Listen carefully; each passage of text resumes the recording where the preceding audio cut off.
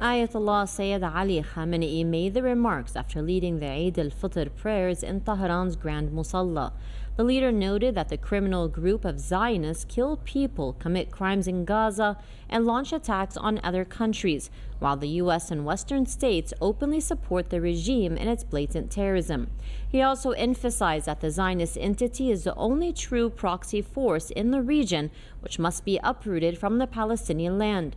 Elsewhere in his remarks, Ayatollah Khamenei warned that if enemies try to stir up seditions inside Iran, or if the U.S. threatens to take action against Tehran, they will receive a firm and crushing response, and that the great nation of Iran will reciprocate accordingly.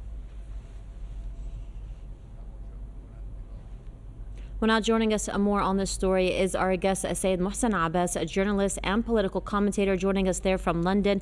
I'd like to thank you very much for joining us. I do want to ask you, Ayatollah Sayyid Ali Khamenei did mention some very interesting points, but I do want to focus on the point where he emphasized the importance of unity, specifically among the Muslim nations. How important is this unity now more than ever before?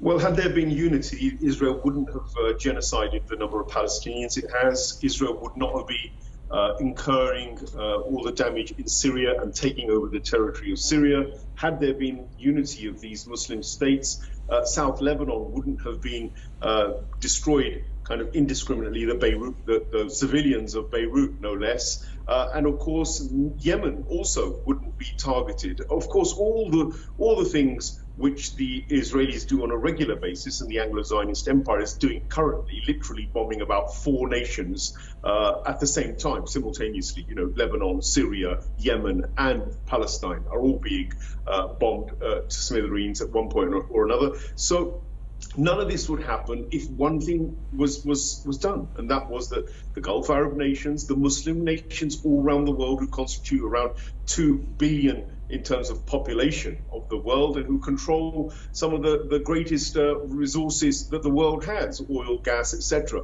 If these nations were to listen to Ayatollah Khamenei, and it's not today that he's been saying this since 1979, since the revolution started, and Ayatollah Khamenei was the one who first called for this unity. He asked the Muslim nations to come together and to create a confederation. You don't have to have unity on all affairs, as Ayatollah Khamenei again re-emphasized in his speech at the prayers. It's really unity on the basis of common interests. So Palestine, for instance, is a common interest. The security of the Muslim nations is a common interest.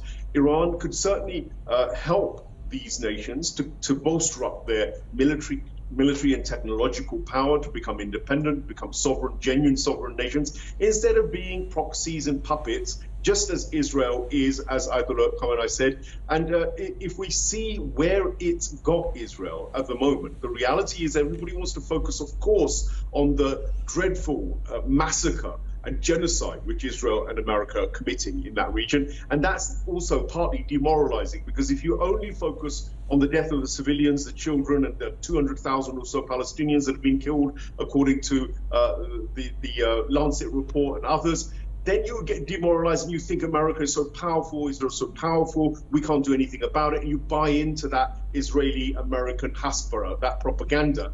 The reality is that Israel is only surviving in that region because America pumps in billions and billions of dollars a year, and America is using Israel as its proxy in the region. And it's the Arab and Muslim nations that need to get together and say, look, enough is enough. We can't have this, because if you now go and attack Iran, which is what Trump is saying, Trump said if Iran doesn't make a deal, there will be bombing, the like of which they've never seen before. So exactly. Well, I'm afraid I do have to cut you off there. Sayyid Mohsen Abbas, journalist and political commentator, joining us from London. I'd like to thank you very much for joining us. Tehran has issued an official warning to Washington against any aggression amid rising regional tensions. The Iranian Foreign Ministry has summoned the Swiss charge d'affaires, who represents U.S. interests in Iran, over recent threats made by President Donald Trump. A Foreign Ministry Director General condemned the U.S. president's inflammatory remarks as violations of international law and the United Nations Charter. Tehran has stressed its resolve to respond decisively and swiftly to any threat. The Swiss envoy gave assurances that the message would be relayed to Washington. Trump has declared that he might order military strikes against Iran if it fails to reach an agreement with his administration on its nuclear program. Iranian Foreign Minister Abbas Araghchi has dismissed the possibility of direct negotiations, stating that Tehran will not negotiate under coercive conditions, but remains open to talks on an equal footing. Well, more death and destruction in Gaza as Israel's genocidal war turns their Eid al-Fitr celebrations into another day of mourning. Hundreds of people in Khan Yunis bid farewell to paramedics killed in an